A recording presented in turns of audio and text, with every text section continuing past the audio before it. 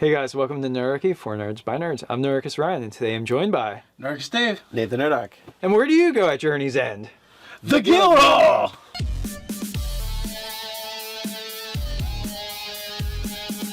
Hey, if you got a suggestion or GM911 you want to send Nerdarchy, nerdarchy@gmail.com is where you can send that. Today we have a video request from Max Quest, one of our Patreon supporters, and you guys get to go right to the front of the line. So his request is he wants us to do a video on basically the players in his game. They are part of a guild hall. They have, he's got a quest giver that's set up that runs the guild, and he's never run a campaign where the player characters have had a base of operation. It's from carts and wagons and wherever they end up. Which this is actually a kind of an easy topic for us to discuss, because we actually run our current 5e games in this style, not necessarily with a adventuring guild, but with a base of operation, and we did it for a very specific reason. So one of the things that always comes up when running a D&D game is which one of your players is not going to show up. And if you're on these long, protracted story arcs where there's a lot of traveling going on, it becomes a real pain in the ass to insert those players. It's hard to explain it rationally. Every time. You have to gamers it, Another question is, when you start a game, why are they all hanging out together? And I think Guildhall really solves that problem. Yeah, it does it makes it really easy. So basically what we've done with our games, and if you're running the Guildhall scenario, it's probably going to be very similar, is they become episodic. Where, basically most TV shows, they have a start, beginning, and end. Occasionally they'll go over, a couple episodes, but for the most part they're self-contained. And then like these smaller arcs can fit into a larger, bigger arc. And that it becomes nice and tidy for running a game, especially. But as a viewer watching it, it's easy to follow along and not get lost. You can jump in, jump out, and it's kind of at your leisure. But when you're thinking about these things, like, you can think about sort of X-Men comic books where like the mansion's been under attack or things like that. You can think about even the school Hogwarts, like all the things, like that's a centralized location. All the things that sort of happened there, you can kind of imagine what you might bring the version of that into your D&D game. There's also a manga and anime that's a fairy tale, and that's more like magic and weirdness going on, and they go through a lot of different storylines. So that's something that you could also kind of mine for stuff that you'd like. If you look at Serenity, the Millennium Falcon, the Enterprise, all of those are base of operations. Granted, those ones move, but the idea is they all have their own character, so they become a part of the story, and your players are going to identify with them if you're doing a good job of it. And that's what you kind of want to do. You want to get them to love this place that's their home base. Yeah. To make it meaningful. Deep Space Nine actually would be perfect, because Deep Space Nine is like, it's a big station that doesn't really go many places. Also Battlestar Galactica for a similar reason, because they're big hulking structures that if your guild hall's a substantial size, you can kind of think about some of the conflicts that happen in those episodes. Yeah, they all have their own charm. Basically, something about them that... Right. So now, generally we say, hey, don't work on a lot of stuff before the game. But in this case, the guild hall itself would be something to work on, because it's going to be used and featured over and over again. Company of the Nag is our guild, our adventuring guild.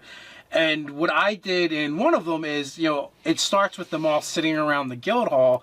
And I kind of have it where, it's a guild hall, but it's also the tavern, and it's a training facility. There's rooms that can be purchased, or there's like barracks.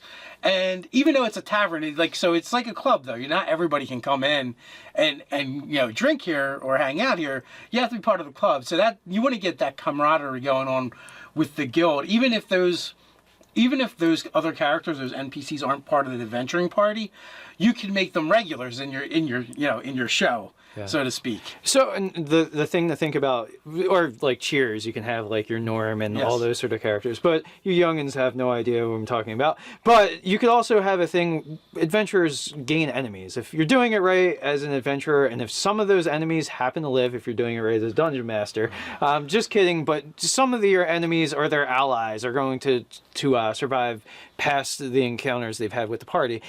At some point, word's going to get out to some people in the know that your adventurers live in a certain place. And so they're going to try to infiltrate it. attack it or otherwise mess with it. Like maybe they try to infest the guild hall with rust monsters. Cranium rats. Or cranium rats. Exactly. There could be a plot of... Maybe they shrink it and put it in a bottle. Yeah, exactly. So they could... The whole adventure is being mini adventurers trying to get out. So with that in mind, you have this central location. You want to flesh that out a little bit. You want to have at least a couple NPCs that are attached to it. You don't have to do full character write-ups on them, but if you get some index cards and you write down a name and maybe some physical characteristics or quirks or something, you have a couple of those going on. And then you want to think about what's around the guild hall. Where is the guild hall? Where is it? A town, a city, whatever? And you might want to have some places there just so, hey, they want to go to the blacksmith. Oh, well, you don't have to. The guild actually provides one. You have one here. But that's fine. Or the general store. They have one of those too. But if you want to go to like an eatery, a bakery, or something like that, or, maybe a tavern that isn't for the guild hall where the locals go, you might want to have that as well. Or a game house, different things to give them places to go outside of the guild house. So basically, like, the guild hall is their central base, and then it's going to have the neighbors and a neighborhood to give it even more character, whether because it fits in or because it stands out. Yeah, so I want to add some more things as far as like threats, just things that could crop up around this guild hall. You could have traveling dignitaries come through, like maybe there's negotiations with the player characters on a contract or some sort of service they're able to provide.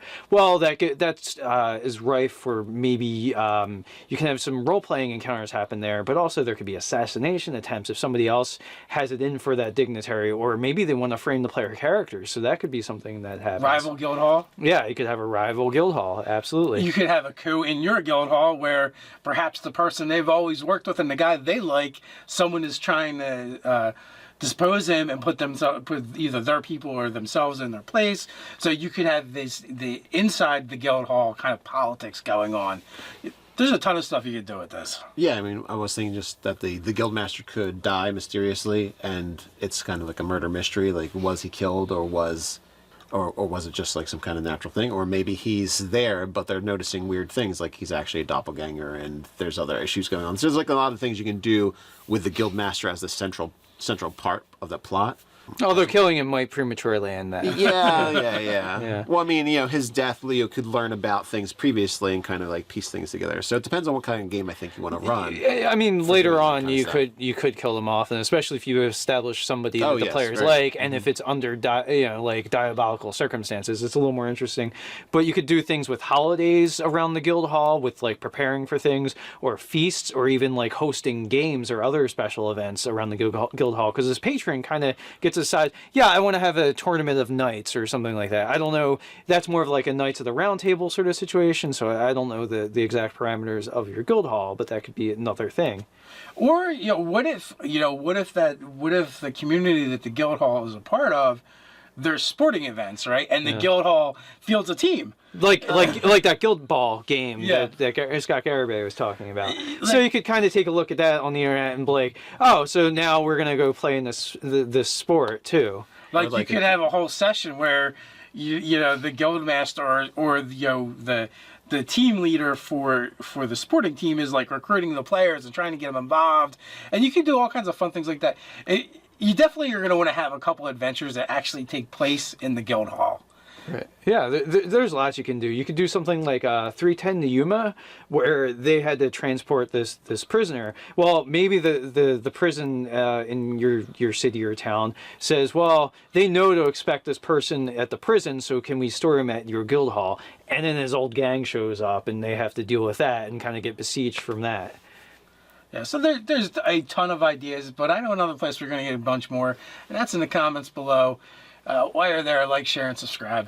You can check out the articles over at nerdarchy.com. And you can tweet at us over on Twitter. So until next time, stay nerdy.